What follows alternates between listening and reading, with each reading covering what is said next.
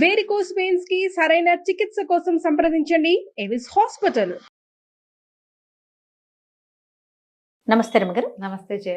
రమగారు, మనకి వింటర్లో జలుబు దగ్గు ఎక్కువగా ఫ్లమ్ రావటం ఎక్కువ చూస్తుంటాం. ఏమన్నా హోమ్ రెమెడీస్ చెప్తారా? బేసిక్ థింగ్స్ జయ. చలికాలం వెచ్చటి ఆహారం తింటాం. పొద్దుడిది రాత్రి, రాత్రిది రేపు పొద్దున మానేయండి. ఫర్మెంటెడ్ ఫుడ్ చాలా మంచిది అట్లా చెప్పుకుంటాం. ఈ సీజన్లో కాదు.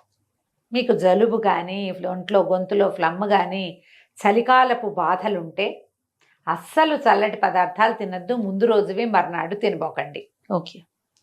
మజ్జిగ తగ్గించండి, పెరుగు కూడా తగ్గించండి. పెరుగు తినాలి అంటే పిల్లలకి వేసి పెట్టాలి అంటే వేడన్నంలో వేస్తే మంచిది. రాత్రిపూట పెరుగన్నాలు మజ్జిగన్నాలు తగ్గిస్తే మంచిది. కొంచెం వేడి వేడి పదార్థాలు, కూరలు వేడి, అన్నం వేడి, చారులు పులుసులు అలాంటివి తింటే హాయిగా వెళ్తుంది.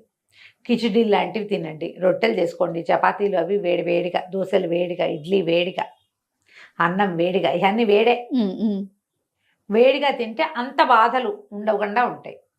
చలికాలంలో ఏంటంటే శరీరానికి వేడి అవసరం. కొంచెం మంచిగా ఆయిల్ మసాజ్ చేసుకోవటం, బాగా వెచ్చటి బట్టలు వేసుకోవటము, ఇంట్లోకి అన్ని పక్కల నుంచి చలి వచ్చేస్తుంటే వాటిని అరికట్టుకోవటము, పిల్లల్ని వెచ్చగా ఉంచటము, ఇవి ఇంపార్టెంట్. చల్లటి పదార్థాలు తాగటం కానీ, కూల్ డ్రింక్స్ తాగటం కానీ, తర్వాత ఐస్ క్రీమ్స్ తినటము, ఎక్కువగా తీపి పదార్థాలు రాత్రిపూట తినటము. స్వీట్స్ తినచ్చు కానీ పగళ్ళే, రాత్రిళ్ళు తినద్దు. పంచదారతో చేసిన ఏ స్వీట్ రాత్రి తిన్నా చలికాలం మామూలుగానే జలుబు, చలికాలం మరీ జలుబు చేస్తుంది. వీటిని కొంచెం అవాయిడ్ చేయండి. నూనెలో వేసిన తీపి పదార్థాలు ఉంటాయి కొన్ని, అవి మానేసుకోండి లేదా తగ్గించుకోండి. పగలే తినాలి.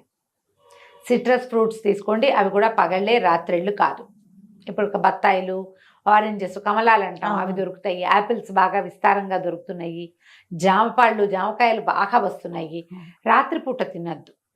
గొంతులో నుసా ఫ్లమ్కి కారణం అవుతుంది అది. పగలు తినండి. కొంచెం హాట్ ఏమంటారు సూపులు కానీ, తర్వాత ఏమో మన కషాయాలు ఏమైనా తీసుకోవచ్చు. తులసి, అల్లము, మిరియాలు, ఒక 4 తులసి దళాలు. దళం అంటే మీకు తెలుసుగా గుత్తిగా ఉంటాయి, లేదా ఓ 15 తులసి ఆకులు అనుకోండి, ఆకులు, ఒక 7-8 మిరియాలు, అంత అల్లం ముక్క దంచి కొంచెం నీళ్ళు పోసి స్టవ్ మీద పెట్టి ఒక గ్లాసు నీళ్ళకి అనుకుందాం, చిన్న గ్లాసు, కాఫీ గ్లాస్ ఉంటుంది కదా, 2 సార్లు తెల్లనిచ్చి 2 తీసుకోవచ్చు దాన్ని. మరీ పసిబిడ్డలకి ఇవ్వకండి. ఓ 2 ఏళ్ళు ఎండర్థం పిల్లలైతే కొంచెం పంచదార కానీ, లేకపోతే పటిక బెల్లం పొడి కానీ, కొంచెం తేనె కలిపి కానీ పిల్లలకి ఇవ్వచ్చు. 2 ఏళ్ల లోపల పిల్లలకి కాదు, 2 ఏళ్ల లోపల పిల్లలకి ఇగో ఇంతే, చాలా నలకంత తులసి రసం ఇవ్వచ్చు. గొంతులో ఫ్లమ్ అవి ఉంటే ప్రధానంగా డాక్టర్కి టచ్లో ఉండండి. కొంతమందికి నెబులైజేషన్ అవి అవసరం పడతాయి. ముక్కు మొహం మూసుకుపోతాయి, పాపం ఊపిరి అందదు, పిల్లలు అవస్థ పడతారు. చంటి పిల్లలకి కొంచెం గొంతులో నుసగా ఉంటే పక్కకి తిప్పి పడుకోబెట్టండి.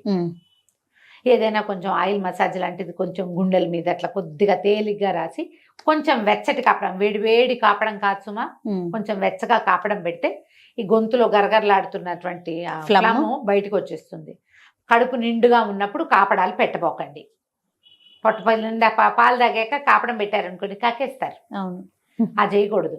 పొట్ట ఖాళీగా ఉన్నప్పుడు కొంచెం కక్కేసినా ఈ గొంతులో ఉన్న గరగరంతా బయటకు వచ్చేస్తుంది. ఏం పర్వాలేదు. తమలపాకు రసం ఒకటి ఇవ్వచ్చు చంటి పిల్లలకి. తమలపాకుని కొద్దిగా ఆయిల్, ఆముదం కానీ, ఒక్క నూనె చుక్క కానీ రాసి స్టవ్ మీద ఇట్లా ఇట్లా చూపించామనుకో, అట్లా ఒడిలిపోయినట్టు అయిపోతుంది. పొయ్యి మీద లేదా వెచ్చగా ఏదైనా దీపం మీద చూపిస్తే ఆ ఒడిలిపోయిన దాన్ని బాగా నలిపితే అంత రసం వస్తుంది. ఎంత చూపిస్తున్నాను కనపడుతోంది కదా, కాదు ఇంత. దీంట్లో పటిక బెల్లం పొడి కానీ, తేనె కానీ వేసి పిల్లలకి ఇస్తే ఈ గొంతులో పట్టుకుపోయి గరగరలాడుతూ కళమని కదులుతూ ఉంటుంది చూడు, అది వామిట్ అయిపోతుంది తమలపాకు రసంతో. కొంచెం 7-8 నెలలు ఉన్న పిల్లలకి అట్లా ఇవ్వచ్చు. చాలా జాగ్రత్తగా 1 టైం, ఒక్కసారి ఈ పని, రోజు కాదు, ఒక్కసారి. జాగ్రత్తగా ఉండాలి రమ్మగారు.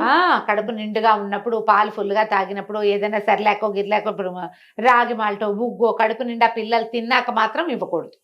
మీరు కాపడం పెట్టేటప్పుడు పొట్ట నిండుగా ఉండకూడదు. ఇట్లా రసాలు ఏమైనా పోసేటప్పుడు ఉగ్గు పోస్తారు కదా పిల్లలు, కొంచెం మన వసకొమ్ము అవి అరగదీస్తారు, అలాంటప్పుడు కూడా పొట్ట నిండుగా ఉన్నప్పుడు ఆ పని చేయకూడదు. కాసిన పాలు ఉంటే ఏం కాదు.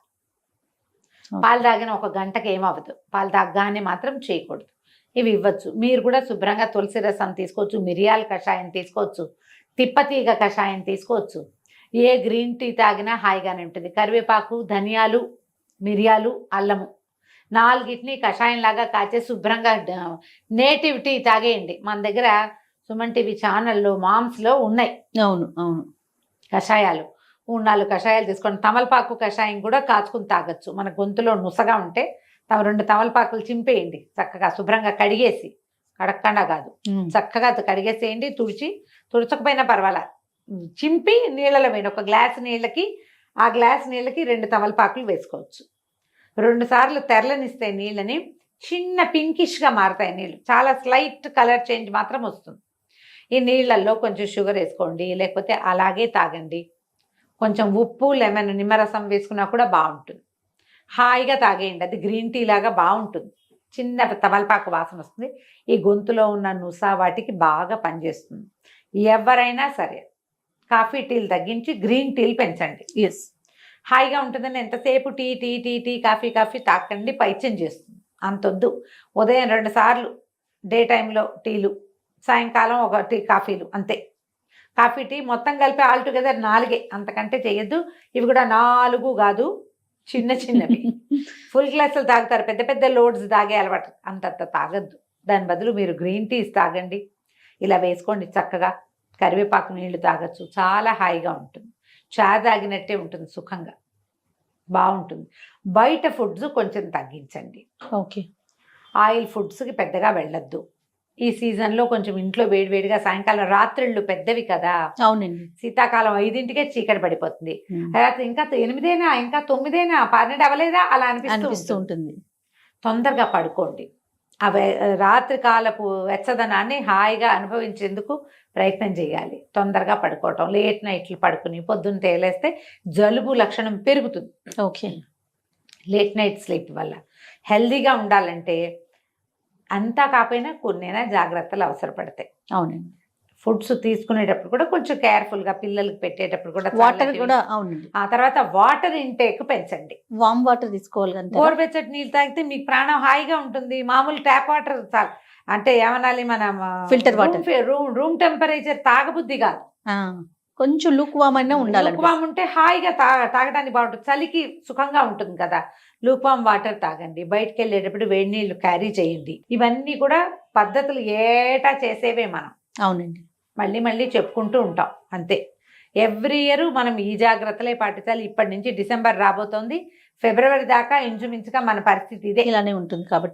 కాబట్టి ఇలాంటి జాగ్రత్తలతోటి హెల్దీగా మెయింటైన్ అవ్వండి. ఎందుకంటే ఇవాళ రేపు మనకి బాగా వైరల్స్ విపరీతంగా ఉంటుంది. ఈ జలుబు వైరస్ వచ్చి జ్వరం వస్తుంది అనుకునే వాళ్ళం కాదు, ఇప్పుడు వామిటింగ్స్, మోషన్స్ అవుతుంది. అవునండి. ఎవరు కదిపినా ఏం తిన్నా చివరికి ఇందులోకి పరిణమిస్తుంది.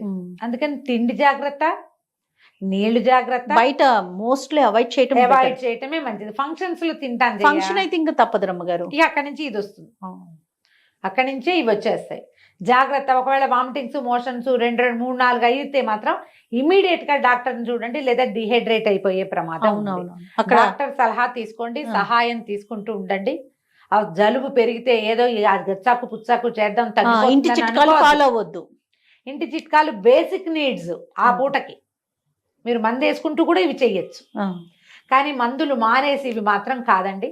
డాక్టర్లు భూమి మీద తిరిగే దేవతలు, వాళ్ళని గౌరవించండి, వాళ్ళ వృత్తిని గౌరవించండి. వాళ్ళని సహాయంగా ఉంచుకున్నారంటే మీరు ఎన్ని చిట్కాల డ్యాన్స్ ఆడినా ఏం ప్రమాదం లేదు.